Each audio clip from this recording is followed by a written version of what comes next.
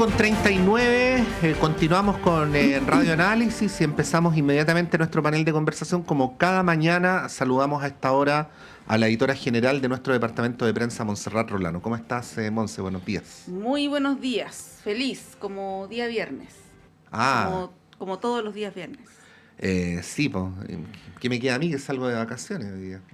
Perfecto. Sí, por una semana nomás, pero salgo. Diputado Daniel Melo, bienvenido, del Partido Socialista, Distrito 13.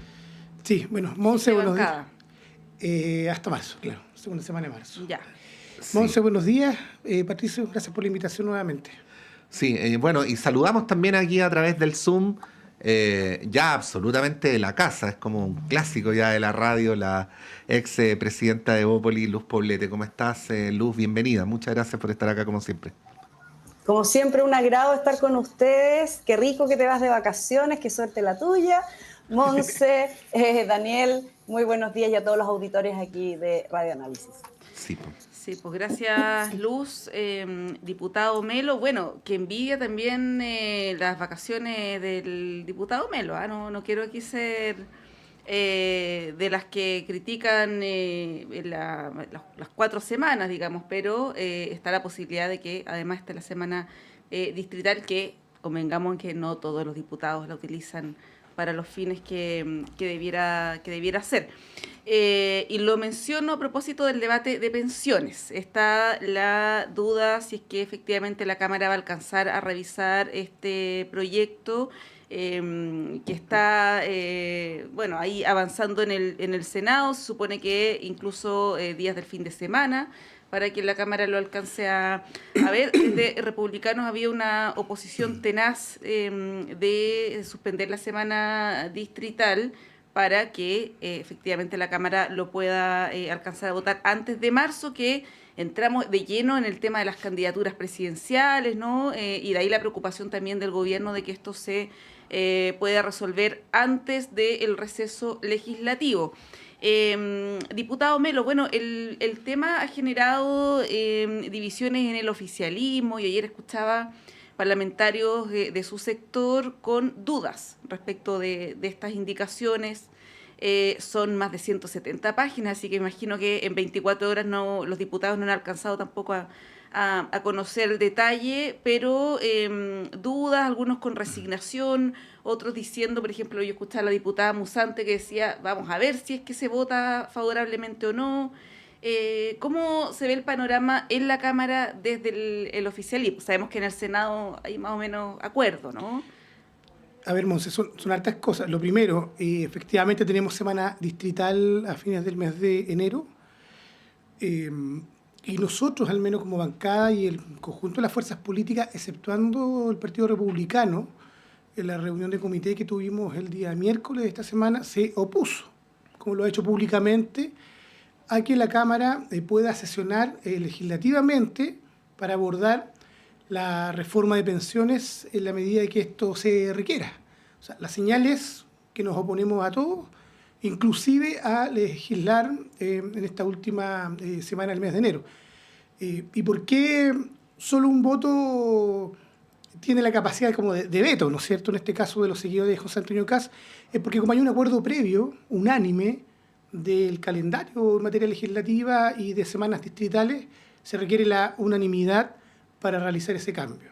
No obstante, el día martes de la última semana tenemos que sí o sí asistir al Parlamento, al Congreso, porque tenemos que votar el estado de excepción constitucional. ¿Ya? El día, si no me recuerdo más, el día martes 28 de enero. Entonces, esto es un contrasentido, la verdad, esto de seguir obstruyendo el posible avance de la reforma de pensiones. Y para ir al fondo respecto a esto último, a ver, lo primero, yo quiero valorar el esfuerzo que ha hecho el gobierno por construir un acuerdo con la oposición sobre esta materia. Creo que, independiente de si uno está, si abraza todas las ideas de este acuerdo, creo que lo importante es que el gobierno hizo un esfuerzo para poder construir algunos espacios comunes para poder avanzar, ¿ya? ¿Por qué? Porque el objetivo central de todo esto es que las pensiones mejoren para los actuales jubilados y también hacia el futuro, y también pensando en las discriminaciones que viven las mujeres de manera más rotunda, ¿no es cierto? Y si uno mira el debate que se ha suscitado, por ejemplo, en el ámbito de la oposición, en este caso la derecha y la extrema derecha, la verdad que se han dicho de todo. ¿Ya? Uno de estar vendido al sistema de reparto, al sistema solidario, otros que eso no es un sistema solidario, sino que es un préstamo que opera con una rentabilidad baja, pero el Estado les asegura, ¿no es cierto?, el retorno a esos recursos. Acá lo cierto es que el gobierno trató en la medida de lo posible, lo quiero decir así porque tengo la impresión de que cuando uno es minoría en el Parlamento tiene poca capacidad para poder avanzar, quizás en una idea mucho más rotunda como nos hubiese gustado a nosotros, a propósito de la necesidad de construir un sistema mucho más robusto de seguridad social al interior, ¿no es cierto?, de esta nueva propuesta. ¿Ya? Sí. Pero creo así todo que valorar el acuerdo y vamos a ver qué es lo que resulta, porque, mire, el día miércoles de la semana pasada se votó la idea de legislar en el Senado. Sí, de manera unánime. De manera unánime, pero ahora viene en particular. Y en particular están las más de 170 páginas que tú planteas, Monse, las cuales tienen sus propias indicaciones, las estamos analizando, pero esperamos vamos a ver qué es lo que resulta, en definitiva, del Senado.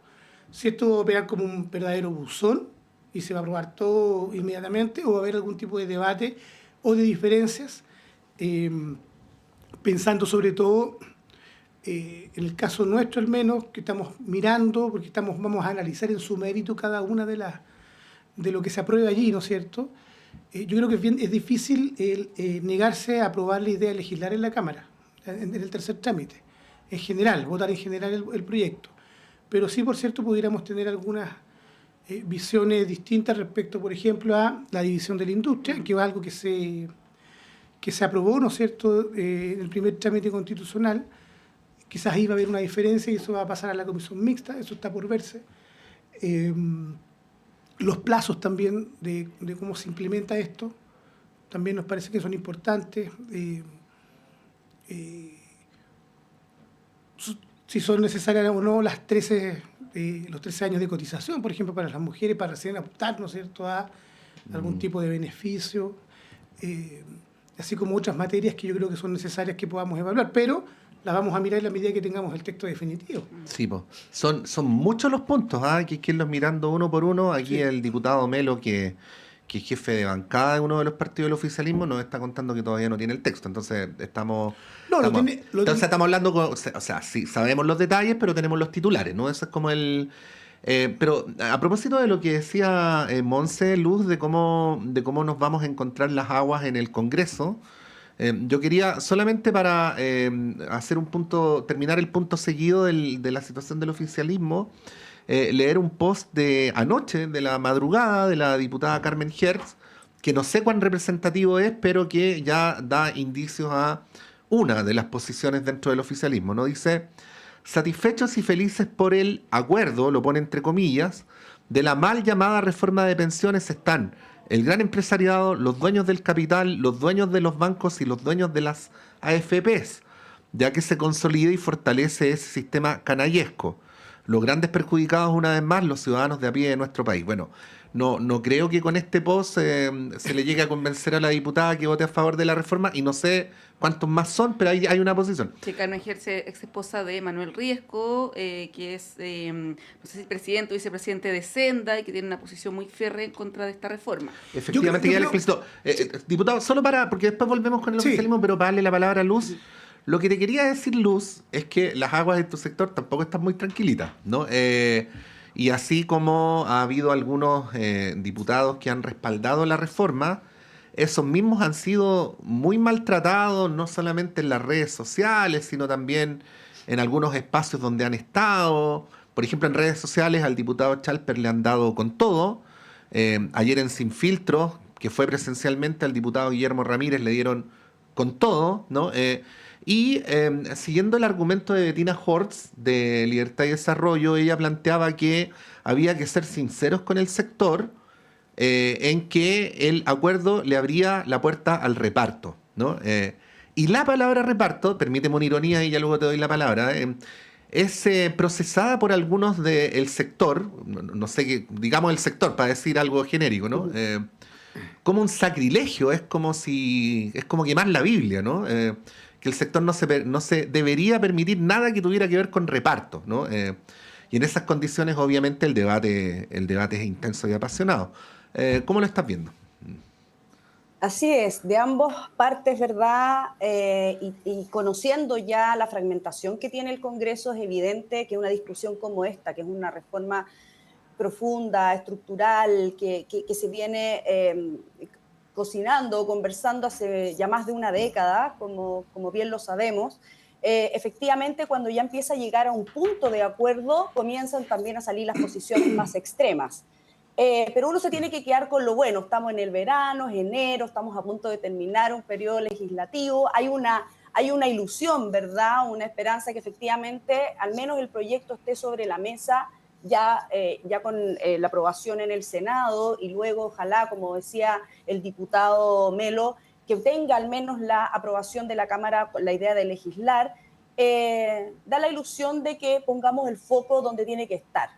Y el foco donde tiene que estar es mejorar las pensiones de los chilenos, ¿verdad? De los pensionados. En eso están todos de acuerdo, transversalmente. Y no poner el foco en, por ejemplo, eliminar las AFP, porque eso también pareciera ser terrorífico, ¿verdad? Para un sector de la izquierda, que exista la sola idea de que exista una administradora privada también genera la misma tirria que hacia el otro extremo pueda generar solidaridad o reparto, viéndolo técnicamente como desde ese concepto. Pero yo, al igual que Daniel, creo que lo más importante, y no ha sido fácil, sabemos que no ha sido fácil, es la posibilidad de llegar a un acuerdo.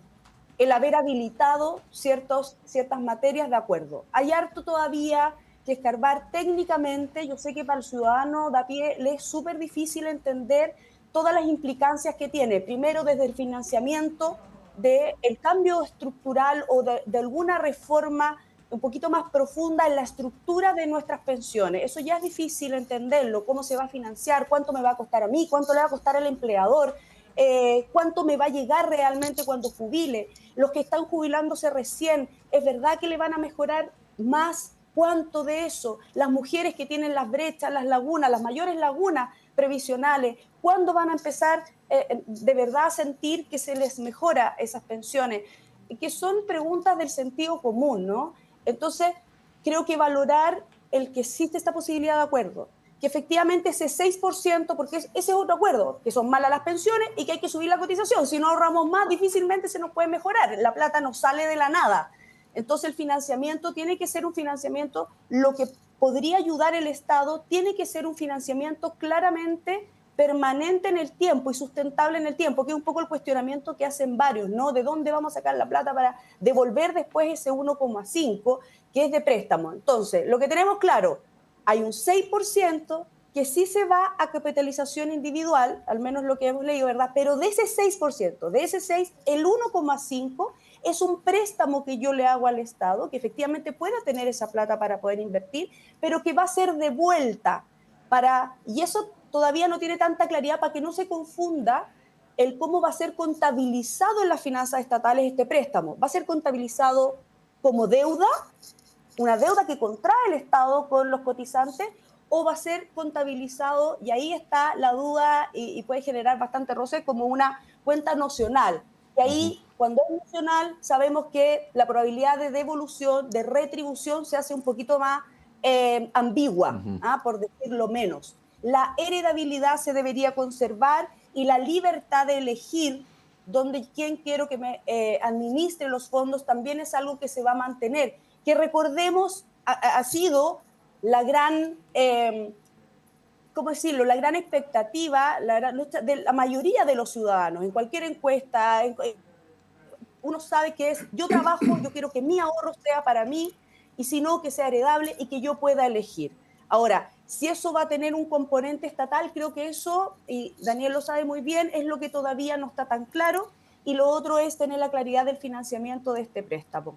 Ahí me quedo porque sé que todavía es bastante compleja la discusión, y las diferencias. Sí, lo de la libertad de elegir, yo ahí pongo un signo de interrogación, porque claro, uno puede decir, tengo la libertad de que una FP u otra, me puedo cambiar entre una u otra, pero no hay alternativa entre una opción estatal, por ejemplo, ¿no? Si yo no quiero que una entidad privada como una FP me administre mi fondo y quiero que sea el Estado, no está esa posibilidad que sería deseable para que se cumpla el propósito que las mismas AFP lo han dicho, esto de la libertad de elegir se restringe solamente a una AFP u otra. Ahora con las modificaciones igual a la reforma se regula un poco el tema también de las comisiones, lo que es positivo de todas maneras.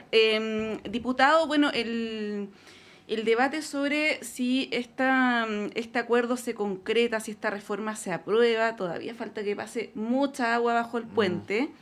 Si es que esto abre un debate que podría en el futuro seguir enriqueciéndose sobre cómo modificar el sistema de pensiones. Desde el oficialismo han dicho que esto podría ser así, es como una especie de consuelo, ¿no? No llegamos a lo que queríamos, pero en el futuro podríamos eventualmente mejorar aún más el sistema, consolidarlo como un modelo de seguridad social. Es lo que se ha argumentado, pero desde la oposición plantean lo contrario, ¿no? Que con esto se cierra el tema de las pensiones. ¿Cómo de eso en el futuro, pensando en que efectivamente al acuerdo al que se llegó no satisface las expectativas del oficialismo? A ver, lo primero, hay que constatar un hecho que es indesmentible. El sistema actual como lo conocemos, las AFP, ha fracasado en el objetivo de entregar pensiones justas y pensiones dignas. Y es por eso que estamos en este debate, yo diría que por décadas. Ya no es una cuestión que se nos ocurrió al gobierno del presidente Boric, ni tampoco a la presidenta Bachelet, o en su momento inclusive a el presidente Piñera, que incluso fue mucho más osado y señaló que él estaba a favor de un 3% para capitalización individual y un 3% para generar solidaridad. ¿Ya? Las AFP fracasaron, es un hecho. Es tanto así que el 2008, con la reforma de la presidenta Bachelet, tuvo que hacerse cargo con el pilar solidario de más de 1 millón de personas que no percibían ningún tipo de pensión en nuestro país, sobre todo mujeres. ¿Ya? Y cuando el Estado, en esta conversación que se está haciendo hoy a propósito de este acuerdo, se plantea la necesidad de tener un ámbito de solidaridad, porque eso es en el fondo el 1,5 más los aportes adicionales para generar este seguro social, es precisamente porque con el sistema de capitalización individual no basta. Entonces, no es una cuestión solamente de carácter de ideas, ¿no es cierto?, de aquellas cosas de que nosotros necesitamos, creemos como políticamente, sino que hay una cuestión práctica de que para aumentar las pensiones de los actuales pensionados y de las mujeres en particular que viven estas brechas y las discriminaciones, se requiere que exista un ámbito de solidaridad. Y eso es precisamente lo que está haciendo este acuerdo. Y yo creo que es un primer paso. Uno pudiera decir, mire, a mí me interesa caminar de aquí a 10. Bueno, con esto quizás avanzo 2.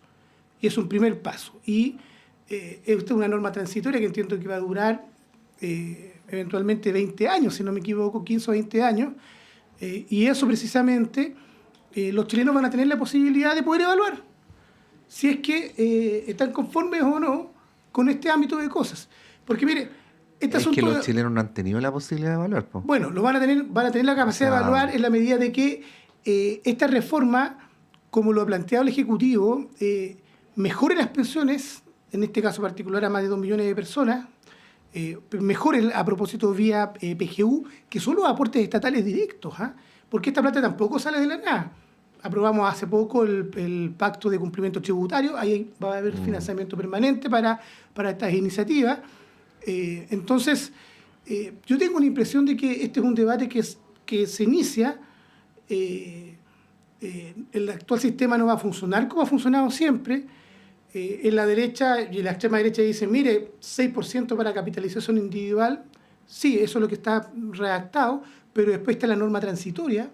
Y la pregunta que uno puede hacerse, si el sistema con solidaridad funciona, mejora las pensiones, ¿por qué en el futuro, en 2 décadas más, porque esto va a ser así, esto debiera cambiar, no se podrá mejorar? Yo creo que todas esas preguntas van a estar abiertas en el debate. La pregunta es por los actuales jubilados. ¿Ya? Sí. Y en ese sentido, al menos, yo al menos como socialista, no cierro la puerta a nada. O sea, aquí tampoco estamos aprobando una cosa sacrosanta que sea inamovible, ¿ya? Lo que pasa es que a la derecha, yo no sé si le interesa subir las pensiones propiamente tal o mantener efectivamente el negocio grande y amplio que conocemos de las actuales AFP.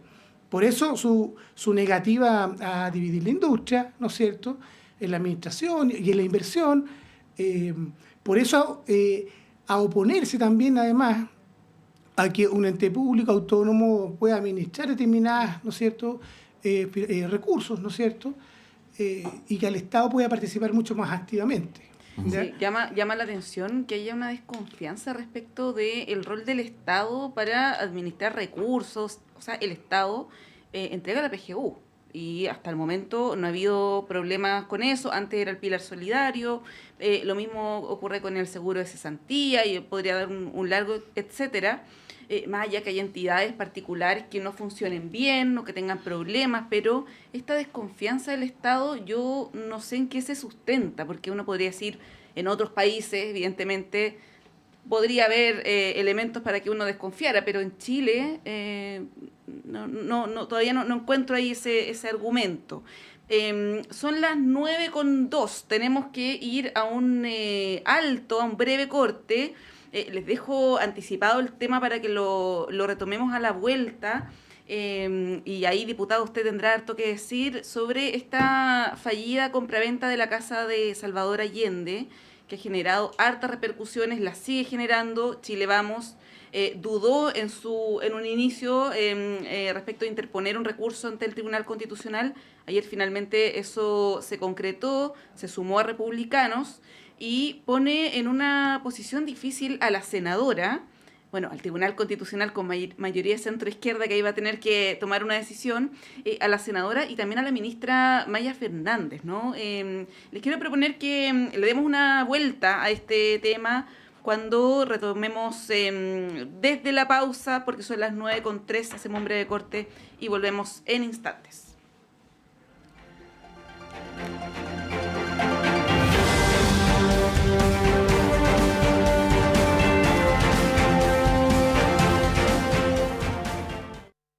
Tienes que ir. Aysén Patagonia cambió mi vida. ¿Tan especiales? Es más que especial. Caminar por sus bosques, respirar ese aire puro. Es como si todo lo auténtico de la vida estuviera ahí. ¡Wow! Suena increíble. ¿Y los paisajes? Impresionantes. Te llenan el alma. Es imposible no conectar contigo misma. Alarga tu verano. Desconéctate y vive Aysén Patagonia. Invita Cernatura Aysén, Gobierno Regional de Aysén, Gobierno de Chile. Aguas Trayén o Cascada en Mapudungún es la mejor agua purificada con tecnología de última generación. Para más información, visite su página web www.aguastrayen.com.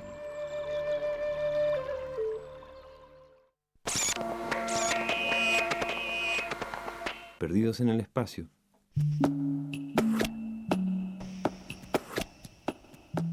Tanta música nueva y tan breve la existencia para darse cuenta.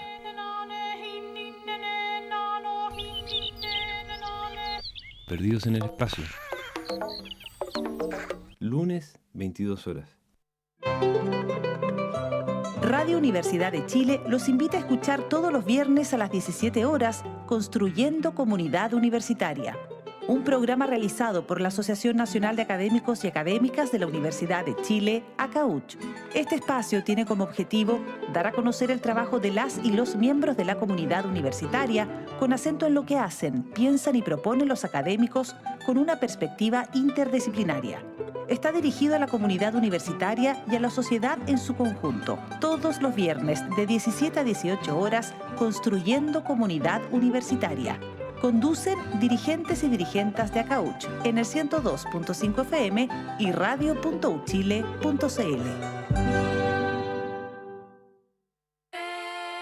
No te pierdas Memorias del Futuro, un espacio de educación en formación ciudadana y la historia popular de Chile y Latinoamérica. Saludos a todos nuestros auditores y auditoras de Radio Universidad de Chile. Les habla Jan Flores Quintana, cientista político, y les invito a escuchar todos los martes a las 22:30 horas nuestro programa Memorias de Futuro.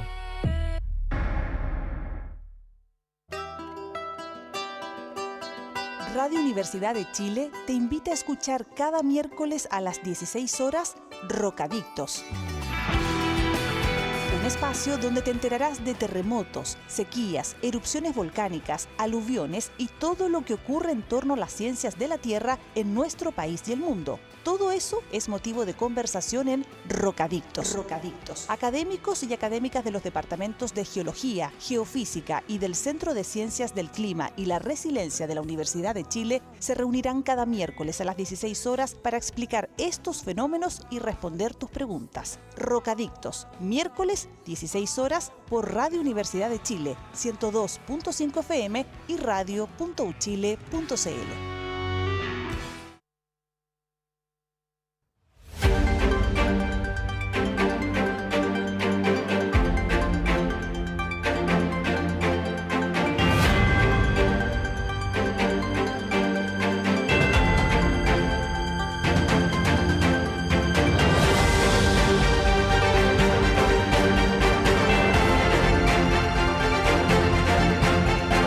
Son las 9:06, continuamos en Radio Análisis a esta hora de la mañana, en este día viernes 17 de enero del año 2025. Este es un día importante para las derechas, Luz. Aprovecho de contarte porque seguramente no lo sabes. Hoy se cumplen 15 años desde que la derecha volvió a la moneda democráticamente por primera vez luego de Jorge Alessandri Rodríguez. Hace exactamente 15 años Sebastián Piñera le ganó la segunda vuelta a Eduardo Frei Ruiz Tagle. Aprovecho de hacer la mención. Bueno, volvemos al tema de la fallida compra de la mítica casa de Guardia Vieja, ¿no? La casa del expresidente Allende. Bueno, este es como un autogol. Si es que todavía existiera en la enciclopedia, en la palabra autogol hay una foto, uno podría poner la casa de Guardia Vieja, porque es increíble el modo en que esto se ha ido volviendo como un boomerang en contra del propósito inicial, ¿no? Bueno, quería preguntarte cómo lo ves, particularmente la decisión de Chile Vamos de hacerse parte proactiva de la acción que puede llevar a la destitución de la senadora Allende. Y fundamentalmente, y para efectos de contrastarte, Luz, para hacer como más entretenida la conversación, a la luz de lo que señalaba la ministra Toá, en el sentido de que ninguna de las dos personas cuestionadas, ministra y senadora, habían actuado de mala fe, ¿no? Entonces ella no desconoce el derecho de los parlamentarios a proceder, pero dice: tengan cuidado porque aquí se trata de dos personas que tienen trayectoria y que han actuado de buena fe. Pero bueno, la ley es la ley. Pues no es que aquí viene la pregunta, pues, ¿la buena fe es suficiente en este caso? Esa era la que no me habían dejado terminar. Pues ya, adelante. Sí. Bueno, efectivamente es así. ¿Sabes lo que pasa, Patricio, y ustedes que hemos discutido cuántos casos de esta naturaleza a propósito de este gobierno? Un montón de torpezas, ¿no? Y autogoles que, bueno, todos los gobiernos los cometen, efectivamente. Pero cuando uno ha estado en el otro lado de la moneda y ha cometido errores de esta y de distintas naturalezas, hay una oposición que se va de hacha, ¿verdad?, al cuello, a la yugular, para tratar de conseguir o que se asuman responsabilidades políticas cuando ocurren. Yo no tengo duda, de verdad, no tengo duda de la trayectoria que tienen tanto la ministra como la senadora. No tengo duda incluso de su buena fe. Pero lo que sí me parece que va más allá de una torpeza de la cual este gobierno está acostumbrado a que cree que pide disculpas y que con eso basta, que no se asumen responsabilidades políticas, ya lo hemos visto en múltiples casos. La Constitución es clarísima respecto de contratos de estos cargos con el Estado. Es clarísima. Hubo firmas de por medio. ¿Cómo es posible?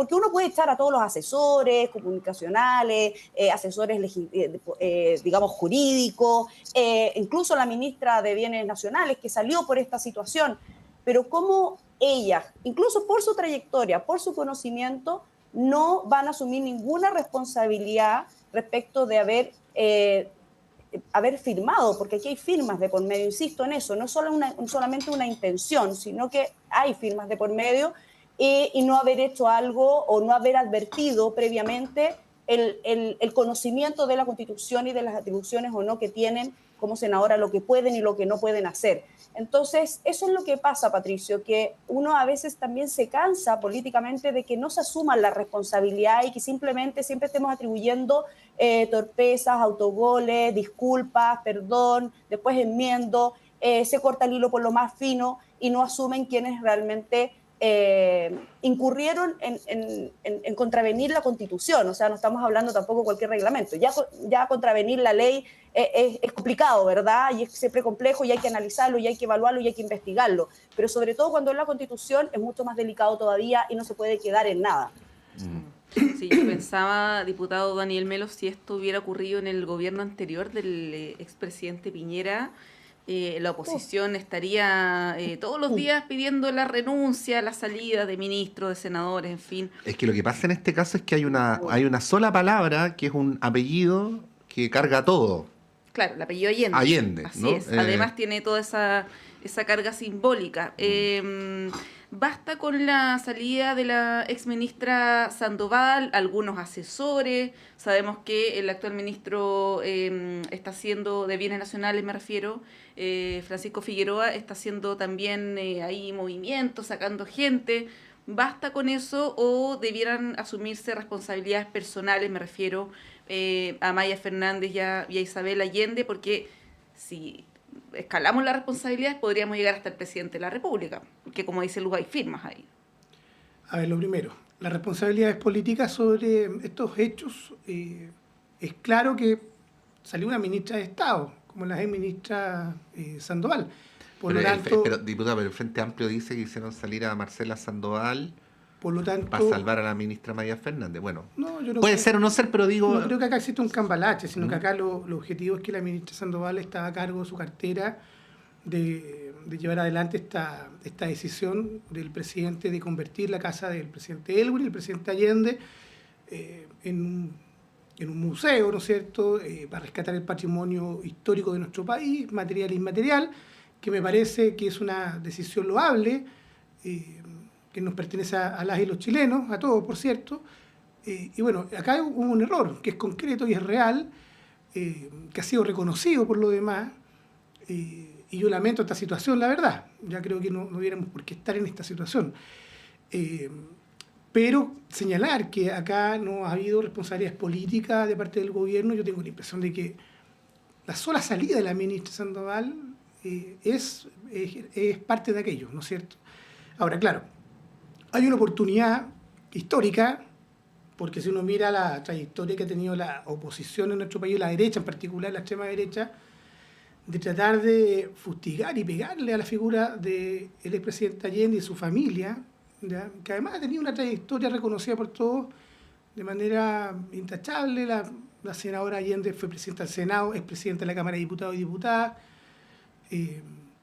nunca han estado involucrados en ningún tipo de conflicto ni problema, y tengo la impresión de que hoy día, al menos, de parte, sobre todo el Partido Republicano, los seguidores de José Antonio Kast, el propio Kaiser, de una animosidad, la verdad, que yo creo que ellos ven la oportunidad de pegarle a este legado, ¿no es cierto?, a propósito de estos errores ya que se han cometido. Entonces, hoy día todo esto está en manos del Tribunal Constitucional. Hay dos presentaciones, una de la extrema derecha y otra de la UDI en particular, ya, que solicita, ¿no es cierto?, la salida del Parlamento de la senadora Allende. Sí, diputado, y yo tengo la impresión de que primero lo hace la extrema derecha y después lo hace la UDI, porque acá hay una competencia entre las almas de la derecha. Entonces...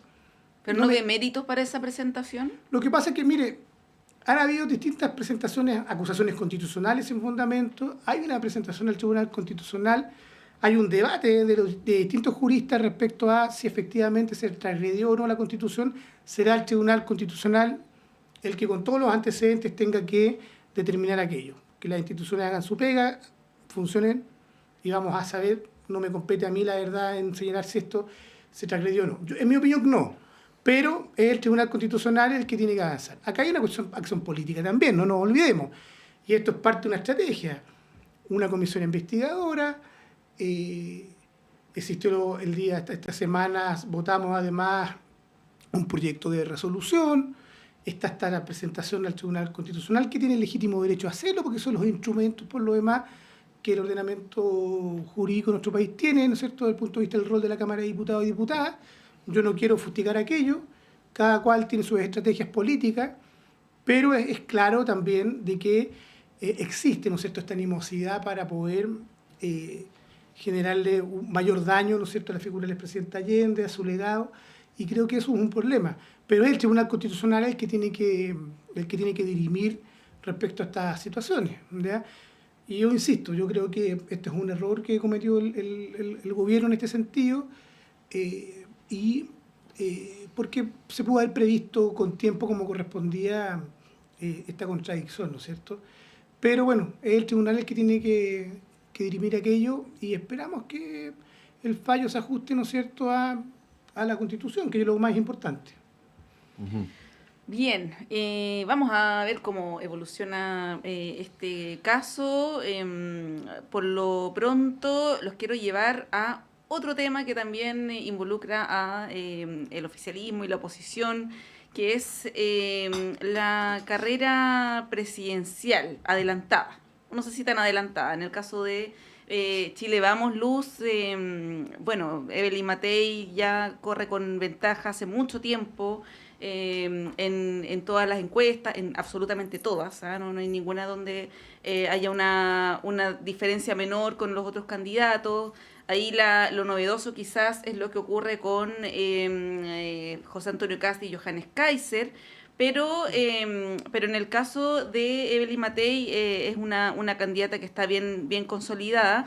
Y ahí la pregunta que surge es cómo administrar las diferencias, a propósito de lo que dice ahí Daniel Melo, con el sector más de derecha, ¿no? Republicanos, Johannes Kaiser. Uno ve una especie de guerra fratricida que probablemente se va a ir consolidando con el paso de las semanas. Hay quienes dicen que Evelyn Matei, por ejemplo, o Guerrera, ¿no? Que debiera tener un proyecto político diferenciador de republicanos, claro, o de la extrema derecha. ¿Quién es más de derecha? Ese es como el juego, ¿no? Claro. Y consolidar una opción de centro-derecha, ¿no? Que se distinga absolutamente de las otras dos candidaturas. ¿Cómo lo proyectas tú, considerando además todos estos cruces que hay por la reforma previsional? Van a haber otros temas también que van a generar ahí harta tensión. ¿Cómo lo ves? Bueno, varias cosas. Yo creo que primero consolidarse en las encuestas de opinión pública o ciudadana, claro, es una ventaja, es la sensación, ¿verdad?, de correr con ventaja, pero por otro lado tiene un riesgo muy grande, porque sabemos que las cosas pueden cambiar de un día para el otro y tener expuesta a un candidato, en este caso a una candidata, por tanto tiempo, en las primeras tiene un desafío mayor. Por el otro lado, ¿verdad?, por el lado del oficialismo, el no tener ningún candidato juega con esa desventaja porque no hay nadie posicionándose, pero también puede ser una oportunidad de que en el momento se posicione tenga una brecha más corta como para poder evaluar su performance, ¿no?, o el proyecto o lo que sea. Entonces, siempre uno tiende a pensar que estar arriba de la pelota, lo que cuesta es mantenerse ahí, y todavía corren meses y sabemos que la política en general y en nuestro país no ha sido la excepción, es bastante sensible a cualquier error, ambigüedad, propuesta, etcétera. Entonces, efectivamente ahí hay un riesgo y hay que cuidar mucho, tiene que cuidarse mucho, hay que cuidar mucho y prontamente, como dices tú, Monse, hay que mostrar una propuesta de país y de gobernabilidad distinto primero a su propio sector en el sentido de la derecha y lo que está pasando entre José Antonio Kast y en este caso el candidato Kaiser. Y otros más que puedan surgir. No descartemos la posibilidad de tener una primaria también con Carter por un lado o con una Jimena Rincón por el otro para tratar de ampliar y no llegar con tanto candidato desde el centro hacia la derecha, porque sabemos que la derecha más extrema, con esto no quiero ser peyorativa, pero más hacia la derecha, no centro-derecha, como pasó la vez pasada en la segunda vuelta con José Antonio Kast y el presidente Boric, sabemos que tiene un techo. Entonces esa yo creo que es la gran diferencia, mostrar una postura más bien extrema, y el contexto hace que uno pueda favorecer más una postura de esa naturaleza. Va a tener que marcar la diferencia con una postura de mayoría, con una propuesta de mayoría, con una propuesta más moderada y que encamine a Chile a desafíos del futuro. Y es ahí donde va a tener un desafío la candidata Matei junto al equipo que pueda estar elaborando un programa. No sabemos qué va a ofrecer Kaiser en este caso, no sabemos lo que nuevamente o qué distinto puede ofrecer José Antonio Kast de lo que ya ha ofrecido las candidaturas anteriores, y por supuesto está por verse cuál va a ser el verdadero rival presidencial, pensando en un oficialismo que todavía no vislumbra una candidatura más bien sólida. Sí, Luz, ¿cómo lo ves desde el lugar donde estás tú, ¿no? Dentro del mapa de las derechas? Porque retrotrayéndonos a lo que ocurrió en la elección presidencial anterior, que me acuerdo que lo conversamos harto contigo, con otras personas de Bópoli que son parte del panel. Gloria Hood, por ejemplo, en ese tiempo era panelista, se lo preguntábamos también. Que ocurre que cuando pasa José Antonio Kast a la segunda vuelta, ustedes hacen un consejo general o algo por el estilo, y en votación dividida deciden apoyar a José Antonio Kast, pero hay una parte, pero fue como por poquito, ¿no? Así es. Y de hecho, no quiero como adjudicarle esto a nadie porque no lo recuerdo bien, pero sé que alguna de las panelistas de Bópoli aquí en este programa dijeron que no habían ido a votar en segunda vuelta por... Creo que fue Francesca. Creo que fue Francesca Parodi, ¿no? Pero bueno, ahora el dilema es parecido porque primero es cierto que Bópoli no tiene un candidato presidencial natural. Segundo, vienen las elecciones ahora mismo. Hace poquitos días entrevistábamos a los integrantes de una de las listas, que es el diputado Guzmán, que él decía que su lista estaba por apoyar, si ganaba las elecciones, ratificar inmediatamente a Evelyn Matei. Pero está este cuadro más general, ¿no? Este cuadro, por eso yo hacía ese juego, ¿no? Donde hay al menos un tironeo para que Evelyn Matei cubra el flanco derecho, siendo en algunos temas tan o más de derecha que Kast y Kaiser. Estoy describiendo la dinámica, ¿no? Migración, por ejemplo. Migración, por ejemplo, y claro, en migración es bien claro el tema.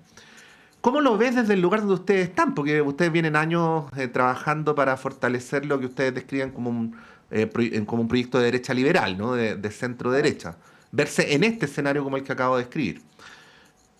Bueno, yo creo que esos son los desafíos de quienes están en coaliciones. Cuando hay partidos en coalición, uno tiene que tratar de incorporar y ampliar y oxigenar un proyecto que marque la diferencia en relación, y ahí tú das un punto, Patricio. Yo creo que lo que puede aportar, en este caso, Bópoli, que lo hizo también en las primarias desde el 2017, junto a Felipe Kast, que ganando Sebastián Piñera puso una bandera muy clara respecto de los niños primero en la fila, por poner solo un gran ejemplo, que derivó en políticas públicas que hicieron un cambio, que esperamos que siga así mejorando, porque la evaluación quisiera que fuera mucho más positiva, como va a haber separado el Sename, ¿verdad?, de lo judicial versus el desarrollo social y la protección de los niños.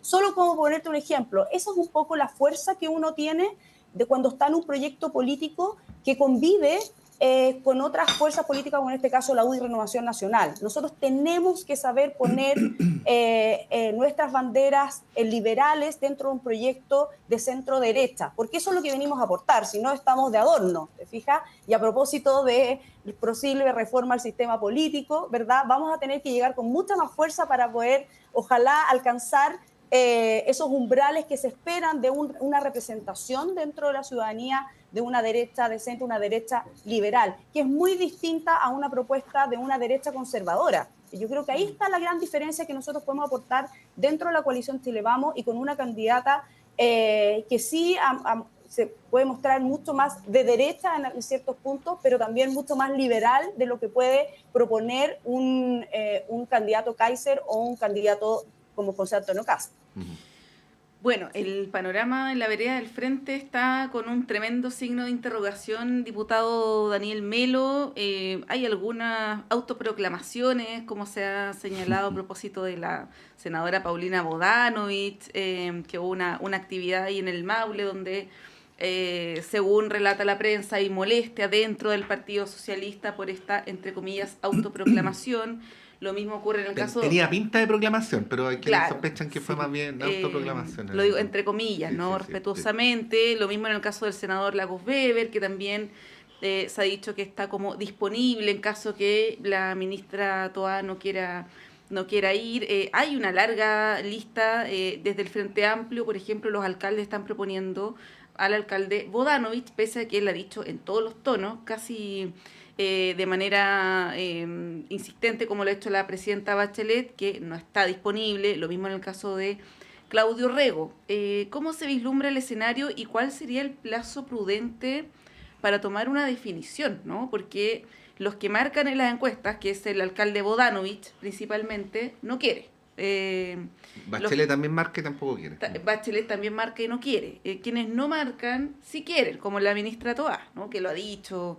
el colega Manucheri de diputado Melo también dijo. Manucheri, bueno, Vladomiro, Sí. hay una larga lista, pero que no marcan ni de cerca. ¿Cómo se ve el escenario y cuál es el plazo? Porque efectivamente ya estamos en una discusión prepresidencial. Tenemos a la candidata Matei, que está haciendo propuestas en distintos temas, y en el oficialismo está la duda, ¿no? ¿Cómo se ve? A ver, lo primero es que tenemos que llegar con la mayor unidad posible a una primaria del mundo progresista. ¿Incluyendo a la ADC, como dice el PC?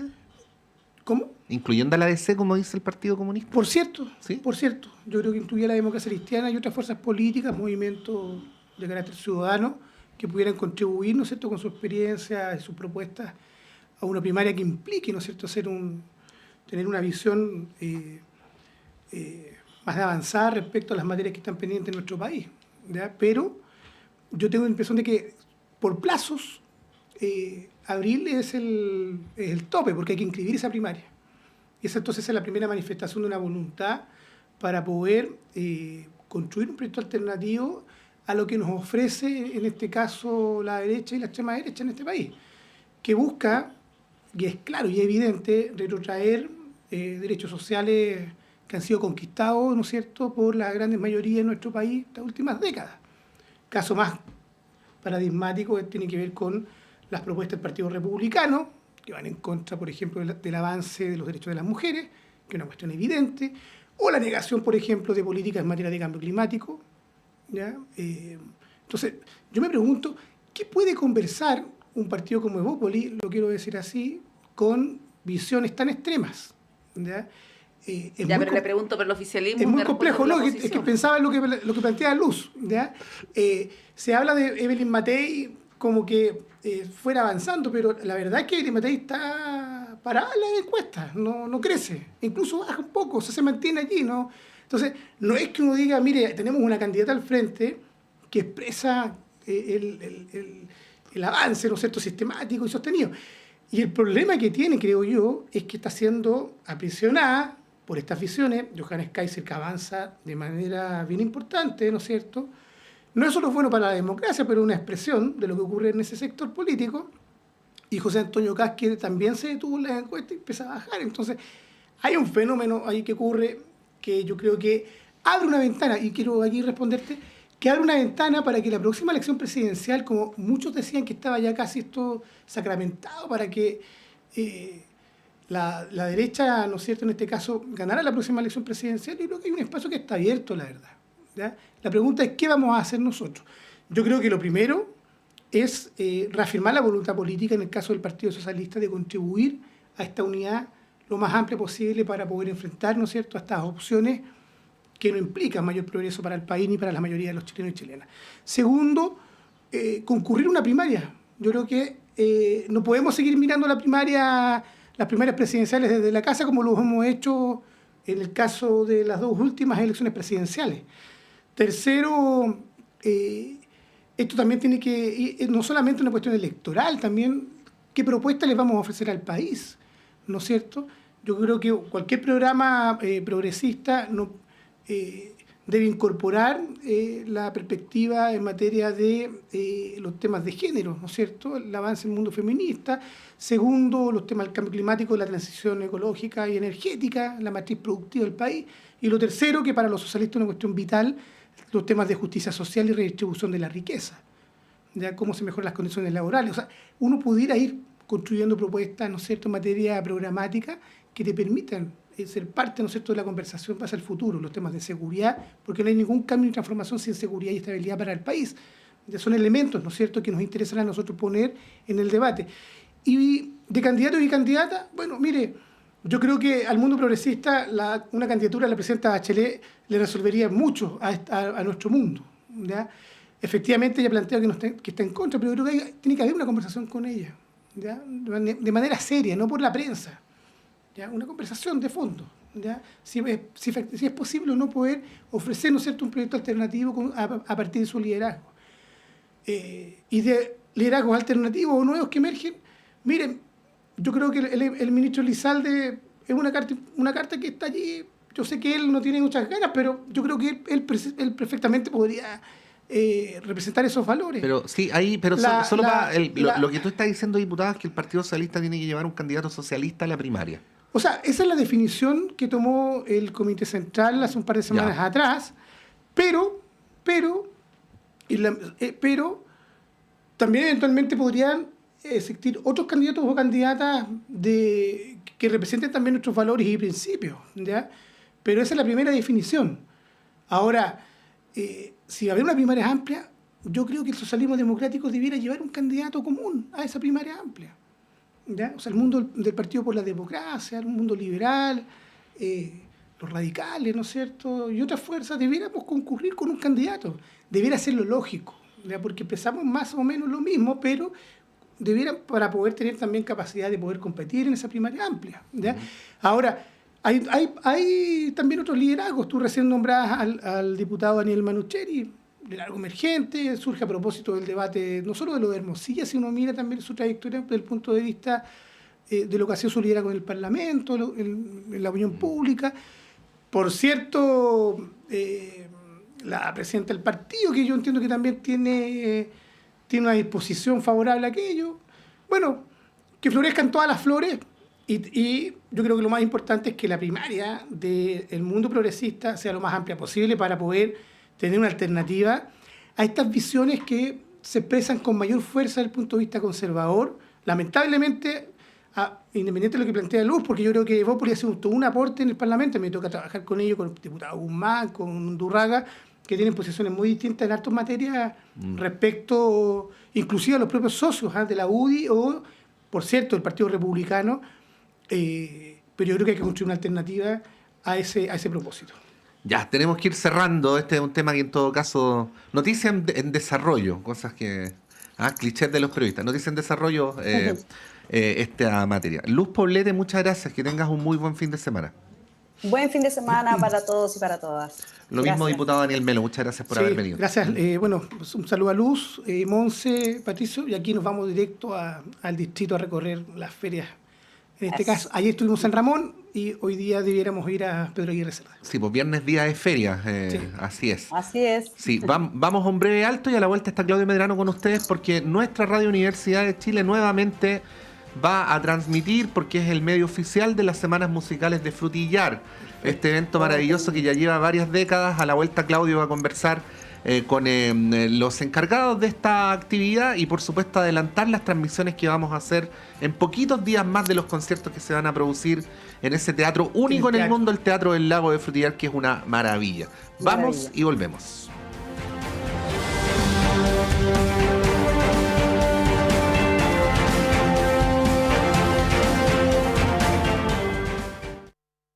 La clase de marketing digital